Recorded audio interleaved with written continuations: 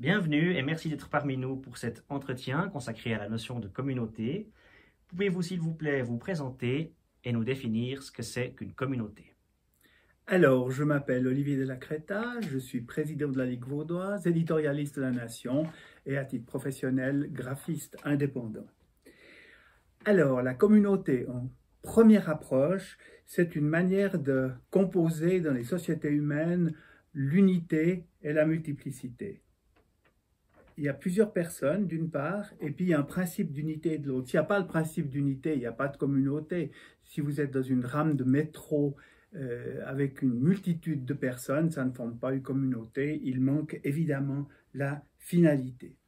Et dès lors, tant vaut la finalité, tant vaut la communauté. Les communautés sont très diverses. Je souligne que les communautés, ce n'est pas seulement dans le présent, ce n'est pas seulement ces personnes qui existent maintenant et qui forment avec moi l'une ou l'autre communauté à laquelle j'appartiens. C'est aussi dans le temps. Dans le temps, les communautés existent dans le temps.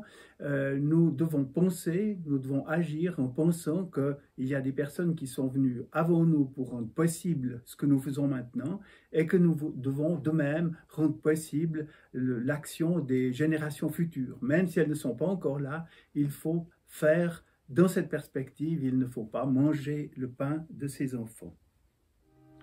Donc finalité, temporalité, est-ce que vous avez des exemples plus concrets de communauté? Alors évidemment, la première qui vient à l'esprit de tout le monde, c'est la famille. La famille est a au fond plusieurs finalités qui s'imbriquent les unes dans les autres. C'est d'abord la communauté d'entraide entre l'homme et la femme, répartition des tâches d'une part, répartition matérielle donc, mais aussi le soutien moral du début à la fin du mariage. C'est le milieu propice à la naissance des enfants, à leur éducation, à leur protection. Ça, c'est la finalité immédiate. On la comprend aisément, il s'agit de prolonger la lignée familiale à laquelle on appartient. C'est un ensemble de rites, de vieux souvenirs, de recettes, que sais-je, qui font qu'il y a une certaine vie familiale qu'on désire, on se sent peut-être le devoir de prolonger. Mais au-delà de la famille, c'est aussi le prolongement de la société. Une société n'existe que s'il y a des familles qui ont elles-mêmes des enfants. Et puis au-delà encore, c'est peut-être la vie ou la survie de l'humanité tout entière. Alors la famille est évidemment la plus évidente, c'est celle qui nous colle à la peau, qui colle à la peau de tout le monde, y compris dans les brouilles, qui sont les plus terribles, parce que la famille est précisément celle qui nous touche de plus près, mais il y a beaucoup d'autres communautés, plus ou moins importantes. On pense à la commune, on pense à l'entreprise dans laquelle on travaille, le syndicat ouvrier ou patronal dont on fait partie, ou une association professionnelle, une paroisse. À chaque fois, ce sont des communautés qui ont des finalités différentes. La nation est une communauté un peu particulière. Au fond, elle se définit par un destin historique, territorial, culturel.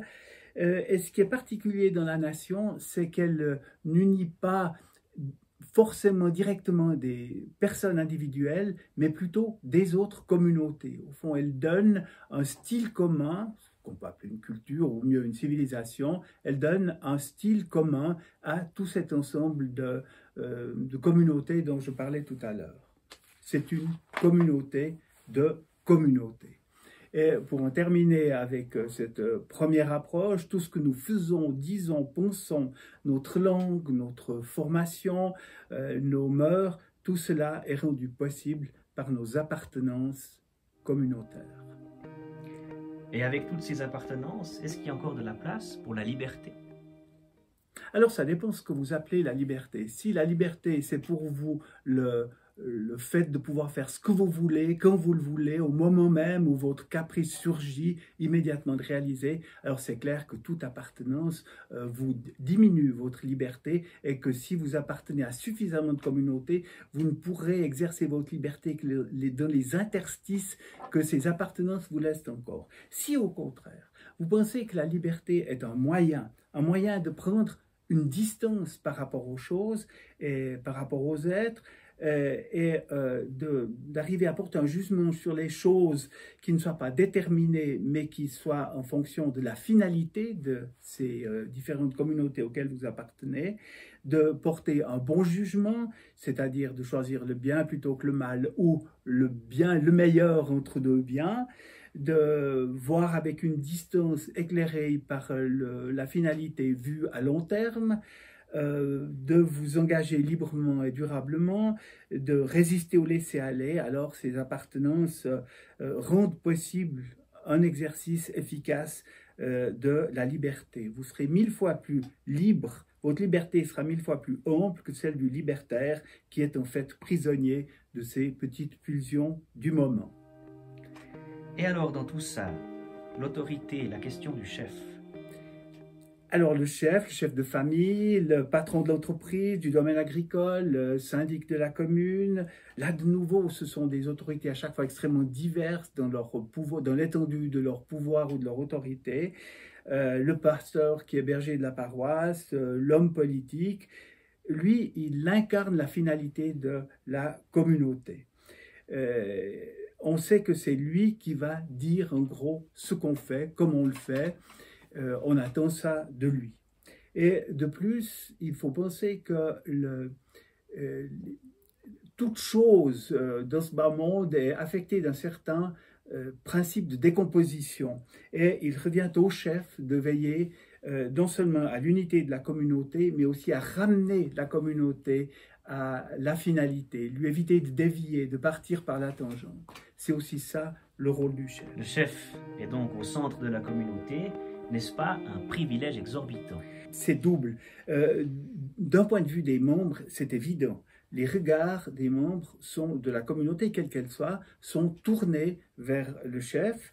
Ils en attendent une explication ou un exemple personnel ou une décision des fois dans des moments très difficiles à vivre. Et donc, en ce sens, le chef est bien au centre. En même temps, de son propre point de vue, le chef n'est pas au centre. Le chef est décentré, si l'on peut dire, par rapport à la finalité. Pour le chef, le centre, c'est la finalité. C'est particulièrement clair dans un domaine agricole, une entreprise familiale ou dans un mouvement politique. Enfin, tout ce qui nous dépasse en étendue et surtout dans le temps. Il est important que l'homme n'ait pas le sentiment d'être lui-même la communauté. Alors, c'est le sentiment des membres, mais le chef lui-même sait qu'il est décentré par rapport à ça. Si vous avez vu ou si vous êtes en train de regarder la série The Crown, la reine d'Angleterre donne un exemple extraordinaire. Elle est au sommet, et ça ne l'empêche pas, elle a théoriquement aucun pouvoir, ça ne l'empêche pas d'enguirlander Harold Macmillan ou Anthony Eden qui se conduisent mal, et elle leur parle avec une fermeté incroyable. Et c'est au nom du bien commun. Ils savent très bien que c'est au nom du bien commun, que c'est pas, elle ne parle pas en son nom propre. Ou disons que son nom propre s'identifie à l'Angleterre. Et c'est possible parce qu'elle-même conçoit l'entier de sa vie d'une manière décentrée, parce qu'elle conçoit l'entier de sa vie de femme, sa vie de mère ou de fille, sa vie publique et sa vie privée, elle les conçoit sous l'angle exclusif du bien commun de l'Angleterre par rapport au bien du royaume. Ce qui est très intéressant, c'est que, au fond, ce sacrifice ou cette consécration, cette dévotion de la reine à son travail de reine, lui donne peu à peu, au fil des ans, une autorité morale, une confiance de la part de ses sujets, une reconnaissance, peut-être un amour qui double au fond la légitimité institutionnelle et qui lui donne un élément personnel qui, je pense, aujourd'hui en particulier, est particulièrement nécessaire à la royauté. Et au fond, elle est remise au centre parce qu'elle s'est d'abord décentrée. Alors justement, dans cette perspective communautaire, est-ce qu'on pouvait définir la notion de bien commun? Alors, le bien commun, c'est une notion assez délicate parce qu'elle est immatérielle un peu à présenter. c'est le bien de l'ensemble comme tel qu'il existe, avec les gens comme ils sont, les entreprises, les communes et tout comme elles sont, et pas comme on voudrait qu'elles soient idéalement. Il ne s'agit pas de quelque chose de matériel, d'argent ou de gloire. Il ne s'agit pas non plus d'un mécanisme constitutionnel ou d'une loi qui permettrait de tout régler. Il ne s'agit pas d'un but à atteindre du genre plan quinquennal.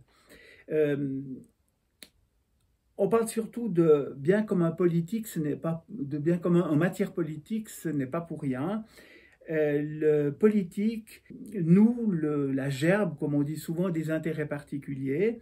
Il compose et recompose sans cesse des éléments qui bougent et il assure une certaine harmonie sociale, un certain ordre dans les rues, un certain équilibre dans les activités, la protection contre les invasions, etc. Alors, comme je dis, on parle du bien commun avant tout d'un point de vue politique, mais analogiquement, on pourrait parler du bien commun pour n'importe quelle autre communauté. Est-ce que vous voulez encore nous dire un mot sur la notion d'individualisme? Alors, oui, volontiers. Il s'agit de revenir à la composition de l'un et du multiple dont je parlais au début. L'individualisme, au fond, c'est le triomphe du multiple sur l'unité.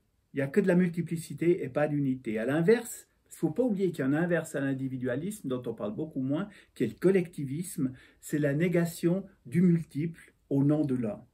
L'individualiste ne s'intéresse qu'à la liberté personnelle.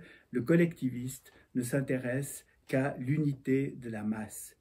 Ils se combattent, mais dans l'un et l'autre cas, la personne humaine est isolée.